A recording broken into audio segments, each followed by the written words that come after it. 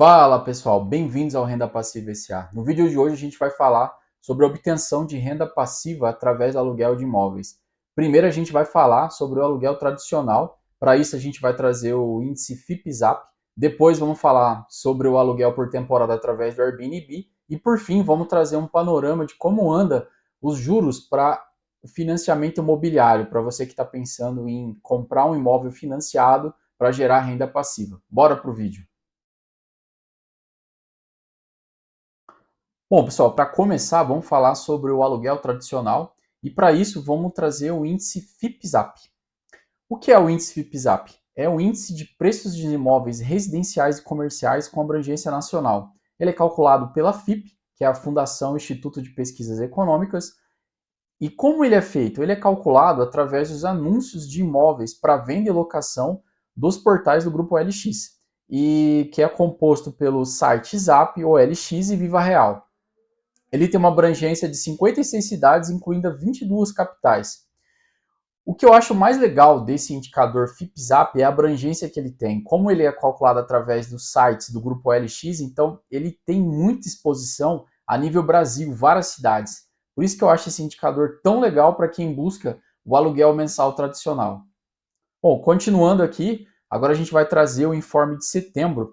No informe de setembro, ele indica que o rendimento anual do aluguel ficou em torno de 5,94%. Aqui ele mostra também em roxo a taxa de juros, que foi 15%. Então, só para dizer para vocês como é feito o cálculo desse aluguel. Ele é feito em cima do valor do imóvel e quanto você obteria de renda no ano. Então, você tem que pegar, por exemplo, um imóvel de 300 mil. Quanto que você vai obter de renda por ano? Seria 5,94% ao ano em cima desses 300 mil. Bom, aqui eu trouxe para vocês também qual seria a rentabilidade anual do aluguel de imóvel comercial. Você percebe que é um pouco melhor do que do imóvel residencial. O imóvel comercial 7,03 e o imóvel residencial 5,94. Aqui eu queria deixar uma opinião minha. Eu acredito que você alugar imóvel comercial é muito melhor do que você alugar imóvel residencial. Lidar com CNPJ, pessoal, é muito melhor, é muito mais tranquilo você fazer contrato, você acertar a renovação do aluguel, você acertar índices, indicadores. Então, pela minha experiência gerenciando os imóveis da minha família, é muito melhor você lidar com comercial do que com residencial. Aqui, o índice FIPZAP também traz a valorização dos imóveis. Então, no mês de outubro, ele trouxe aqui que os imóveis valorizaram 6,83. E em laranja você vê a inflação, que até então, acumulado no mês de 2020, no ano de 2025, acumulado dos últimos 12 meses, está em 4,77. Então você percebe que a valorização dos imóveis foi maior do que a inflação. Isso é muito interessante. Um fator que tem que ser levado em consideração quando você compra um imóvel para aluguel é essa valorização. Se você levar em consideração só o rendimento que a gente viu ali no imóvel residencial, 5,94, comparado com um investimento em fundo imobiliário ou qualquer outro, você vai ver que o rendimento de aluguel fica muito abaixo. Então, eu acredito que para você fazer um cálculo justo, levar em consideração o que para você tomar sua decisão, você tem que levar em consideração, além do rendimento que você vai ter, a valorização do imóvel. Bom, agora eu trouxe aqui para vocês as principais despesas que você vai ter num aluguel mensal, que seria o aluguel tradicional. E aqui eu queria deixar claro para vocês que eu trouxe somente as despesas que teoricamente você não poderia repassar aos seus inquilinos, porque se você repassar, ficaria muito caro o aluguel e você aumentaria o risco da vacância. Então eu trouxe aqui só coisas que não é possível repassar, tá certo? A manutenção e reparos, que seria o teu fundo de reserva. É recomendável que você guarde entre 0,5% e 1% do valor do imóvel ao ano.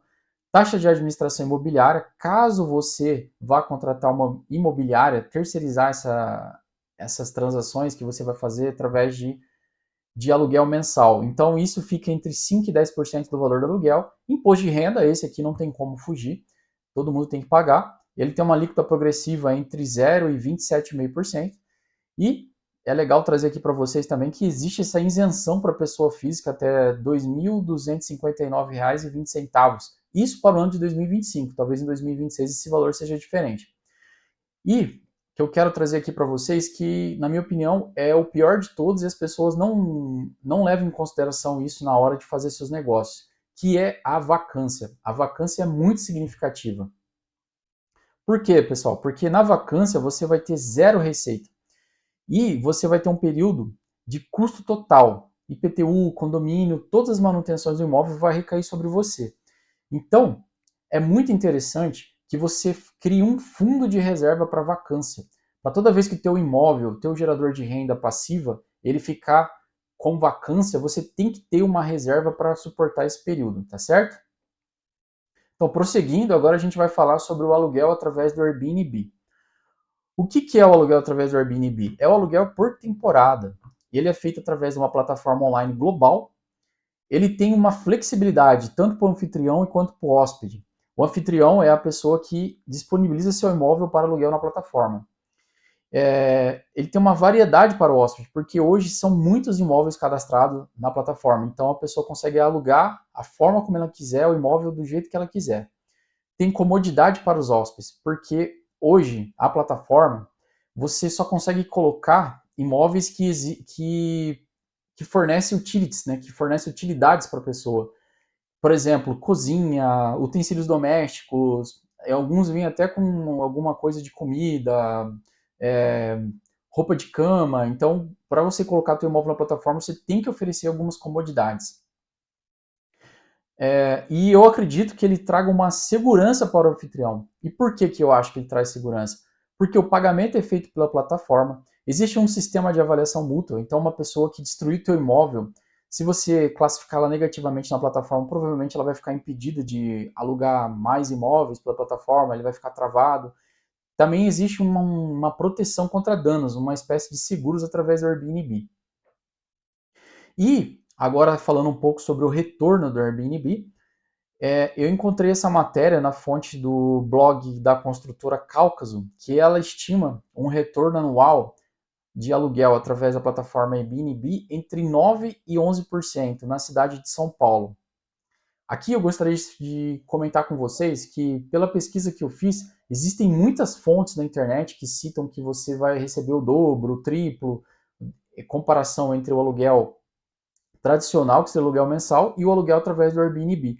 Só que eu queria deixar claro para vocês, vai depender muito da localização do teu imóvel. Por exemplo, um imóvel em Balneário Camboriú, provavelmente ele vai retirar entre o dobro ou o triplo, eu digo, o aluguel através da plataforma Airbnb vai tirar o dobro ou o triplo do aluguel tradicional.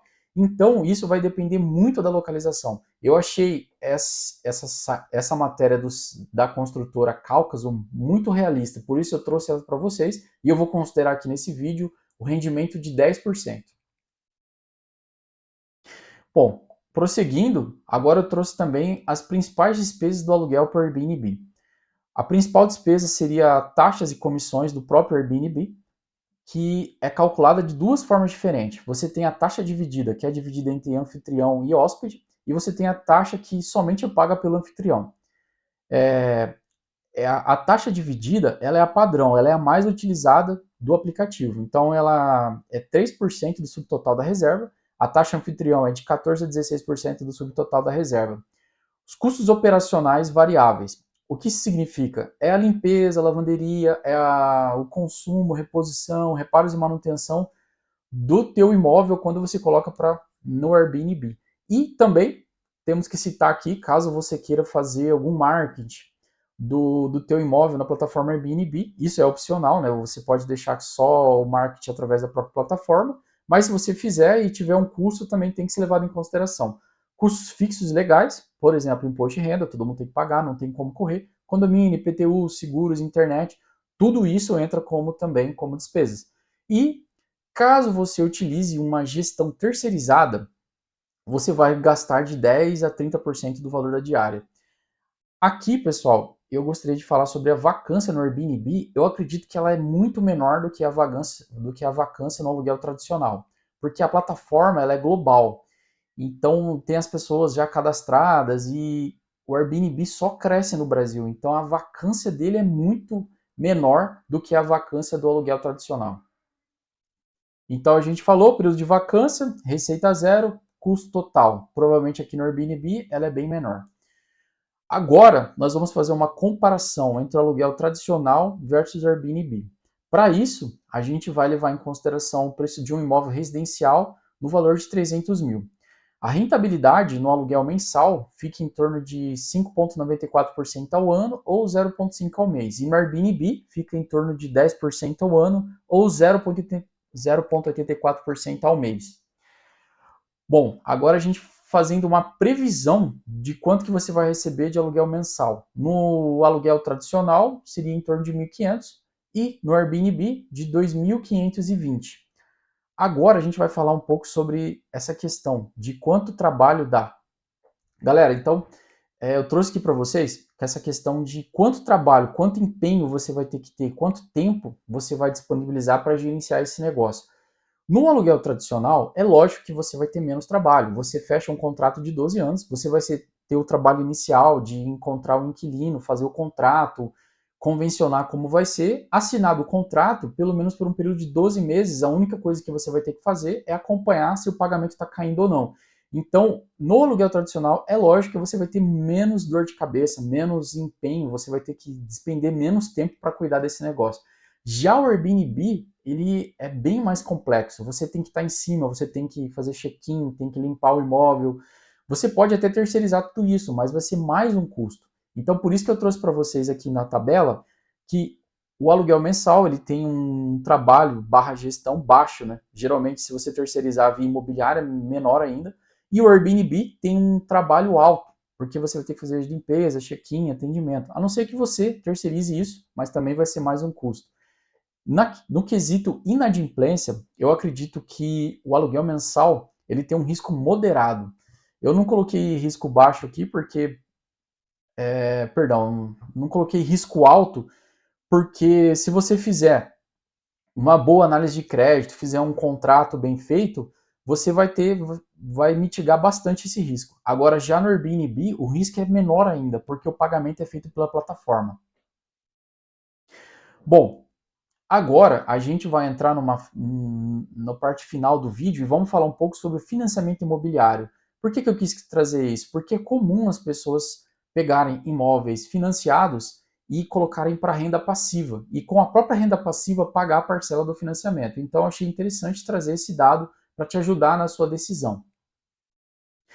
Bom, para começar a gente tem que falar sobre a taxa Selic. A taxa Selic foi decidida em 5 de novembro de 25, manutenção em 15%. E, como a gente sabe, a taxa de juros do financiamento imobiliário ele é proporcional à taxa Selic. Então, quanto maior a taxa Selic, maior será o valor da taxa de juros, que hoje está em 12,3%, né, segundo fontes do dado MySide. Isso você também pode verificar no Banco Central, tá ok, pessoal? É só entrar lá. Esse site aqui só trouxe a média, mas esses valores eu conferi, tá tudo certinho. Ó, aqui eu trouxe uma simulação para vocês através do sistema SAC, que é o sistema de amortização constante. E aqui eu tenho que falar para vocês.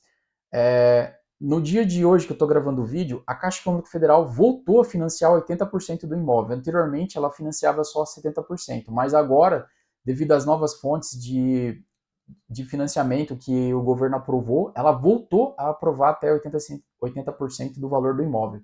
Então, a gente levando em consideração um imóvel de 300 mil, 80%, a gente vai financiar 240 mil. O prazo será 360 meses ou 30 anos. A taxa de juros, como a gente viu ali, 12,3% ao ano.